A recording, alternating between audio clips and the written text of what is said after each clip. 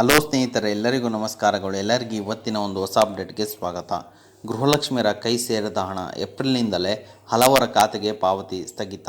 ಮತ್ತು ಕಳೆದ ವರ್ಷದ ಆಗಸ್ಟ್ ತಿಂಗಳಿನಿಂದ ಜಿಲ್ಲೆಯ ಬಹುಪಾಲು ಮಹಿಳೆಯರಲ್ಲಿ ಸಂತಸ ಮೂಡಲು ಕಾರಣವಾಗಿದ್ದ ರಾಜ್ಯ ಸರ್ಕಾರದ ಗೃಹಲಕ್ಷ್ಮಿ ಯೋಜನೆ ಕಳೆದ 2 ತಿಂಗಳಿನಿಂದ ಬೇಸರ ಮೂಡಿಸಿದೆ.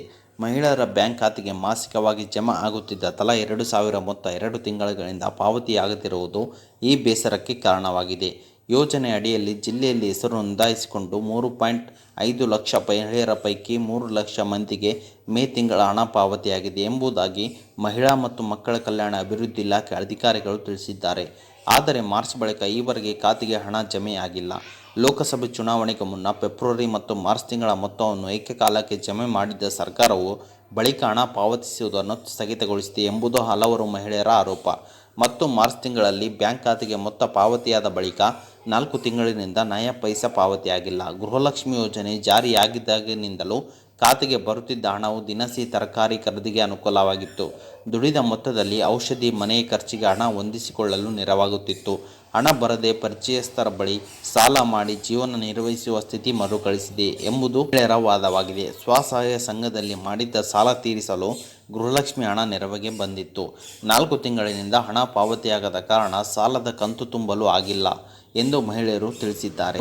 ಗೃಹಲಕ್ಷ್ಮಿ ಯೋಜನೆಯಡಿ ಹೆಸರು ನೋಂದಾಯಿಸಿಕೊಂಡಿದ್ದ ಬಡ ಮತ್ತು ಮಧ್ಯಮ ವರ್ಗದ ಕುಟುಂಬದ ಸಾವಿರಾರು ಮಹಿಳೆಯರು ತೆರಿಗೆ ಪಾವತಿದಾರರು ಎಂಬ ಕಾರಣಕ್ಕೆ ಯೋಜನೆಯಡಿ ಮೊತ್ತ ನೀಡುವುದು ಏಕಾಏಕಿ ಸ್ಥಗಿತಗೊಂಡಿರುವುದು ಹಲವರನ್ನು ಕಂಗಾಲಾಗಿಸಿದೆ.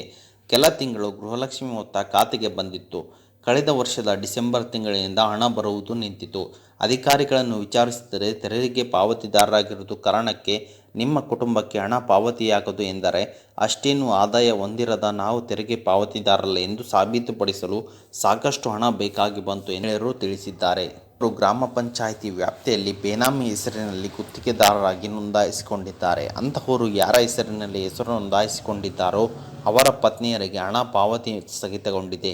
ಅಂತಹ ಪ್ರಕರಣವೂ ಸೇರಿದಂತೆ ಸುಮಾರು 6,500 ಜನರಿಗೆ ಹಣ ಪಾವತಿ ಸ್ಥಗಿತಗೊಂಡಿದ್ದು ಪುನಃ ಅರ್ಜಿ ಸಲ್ಲಿಸಿದ್ದಾರೆ ಎಂದು ಲಕ್ಷ್ಮೀ ಹೆಬ್ಬಾಳ್ಕರ್ ಅವರು ತಿಳಿಸಿದ್ದಾರೆ. ಓಕೆ ಸ್ನೇಹಿತರೆ, ಇದು ಇವತ್ತಿನ ಒಂದು ಹೊಸ ಅಪ್ಡೇಟ್ ಆಗಿದೆ. ಈ ಅಪ್ಡೇಟ್ ನಿಮ್ಗೆ ಇಷ್ಟ ಆಗಿದೆ ಅಂತ ತಿಳ್ಕೊಂಡಿದ್ದೀನಿ. ಈ ಅಪ್ಡೇಟ್ ನಿಮ್ಗೆ ಇಷ್ಟ ಆದರೆ ಸಣ್ಣದೊಂದು ಲೈಕ್ ಮಾಡಿ, ಶೇರ್ ಮಾಡಿ, ಕಮೆಂಟ್ ಮಾಡಿ ಮತ್ತು ಇದೇ ರೀತಿಯಾಗಿ ಹೆಚ್ಚಿನ ಮಾಹಿತಿಗಾಗಿ ನಮ್ಮ ಚಾನಲನ್ನು ಸಬ್ಸ್ಕ್ರೈಬ್ ಮಾಡಿಕೊಳ್ಳಿ ಸ್ನೇಹಿತರೆ.